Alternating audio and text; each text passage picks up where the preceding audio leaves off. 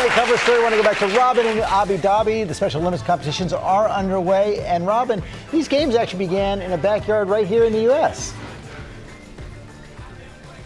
Yeah, right there in Chicago. It surely did. Now, the message of last night's Special Olympics, I should say, the opening ceremony here in Abu Dhabi, George, was, of course, tolerance and acceptance, with more than 190 countries sending teams to participate in the games. And that message is especially poignant this morning, given the horrific news out of New Zealand. And I want everyone to know that our hearts go out to all impacted by that tragedy.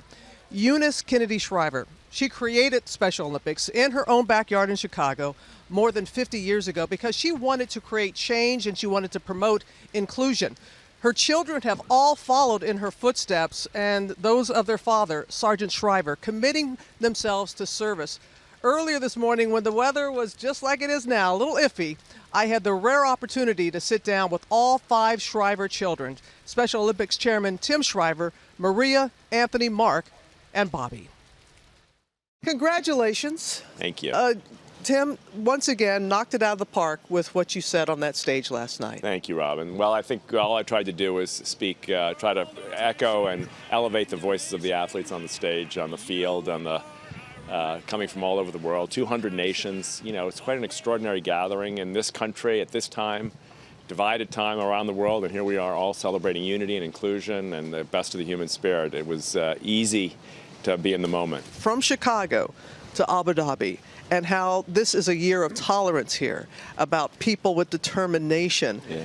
Could your mother have envisioned that happening?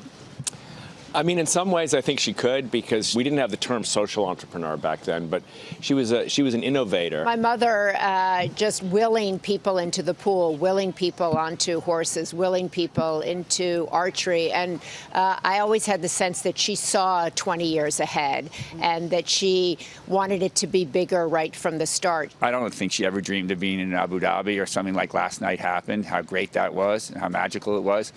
But I think in the beginning, she just went with her heart. She went with what she was passionate about and did it really well in a really small way, and then it exploded, which I think is the story of life. If you do it really well in a small way, great things happen. When you think about your mother founding Special Olympics, your father, Peace Corps, Job Corps, Head Start, is social change the family business? It's a great business to be in. I mean, what could be better than to get up every day and try to make a difference, a small difference in people's lives?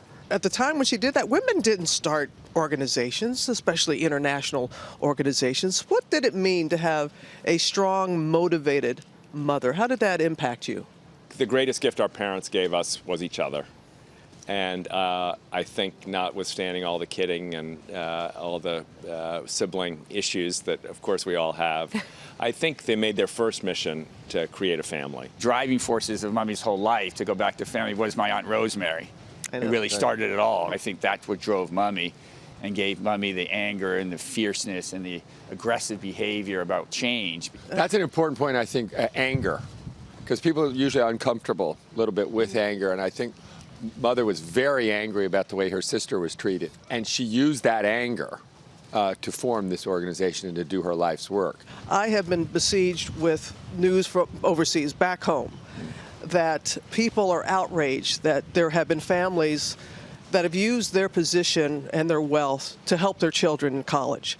And what do you say to a parent whose child was denied perhaps an opportunity? Here we are at a place where your mother wanted to level the playing field. But back home, there are parents that are outraged that their child may have been denied their opportunity, one that they worked for and earned. It's a painful, outrageous, and unacceptable situation. The United States is grappling with long hidden inequalities that are now coming to the surface. We're hearing from voices we never heard from before, and they're raising issues that are painful and uncomfortable for people in positions of privilege. And it's going to stay uncomfortable, and it has to stay uncomfortable until it gets fixed. I agree with Timmy. I think it's something we've all been talking about. Like, can you believe that, somebody can pretend that they're on a sports team, get away with it? How did they do that? How did, we've been sitting here talking about how did they get someone to come in and change a test score? And so I think we're seeing a lot of change. If you want to change the system, whether it's college admissions or having a voice for the voiceless, poor people, folks that have developmental disabilities, you got to get in the arena. and you got to fight. You're not going to win every time. You're going to lose most of the time, but you got to get in the arena and you got to stay at it. Got to stay in there and fight. Just truly a pleasure and a privilege to sit down with all 5 Shriver children. They are an incredible family, and the legacy that they are carrying on more than 50 years later, both their mother and father are, of course, would be so proud of the Shriver children. The athletes here, they are playing for medals. And Adam, I want you to show who is worthy of a medal right now. Adam, that's you, the photographer. Adam, show. This is what we have here. Because of the weather, we have this team blocking the rain and the wind for us under this pavilion. Amber, Amber got gold. She got the bronze, not even the gold. But just to show you that there is no I in team.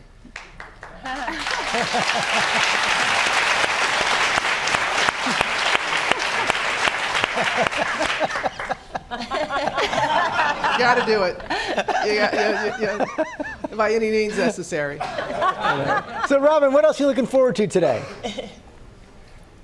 I will be heading home. I'm going to see some of the competition, but then I'm going to be heading home. I'll be back with you, George, on Monday. But I want everyone to be sure to tune in for ABC's continuing coverage of the Special Olympic World Games here from Abu Dhabi. I'm going to be hosting a special that is going to air Sunday at 2 p.m. Eastern.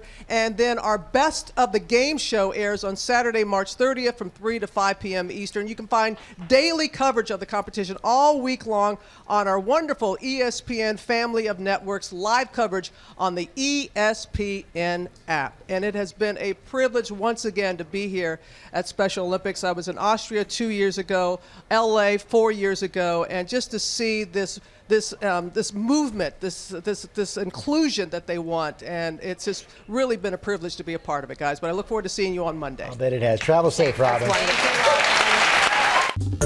Well, hey there, GMA fans. Robin Roberts here. Thanks for checking out our YouTube channel. Lots of great stuff here. So go on, click the subscribe button right over here to get more of awesome videos and content from GMA every day, anytime. We thank you for watching, and we'll see you in the morning on GMA.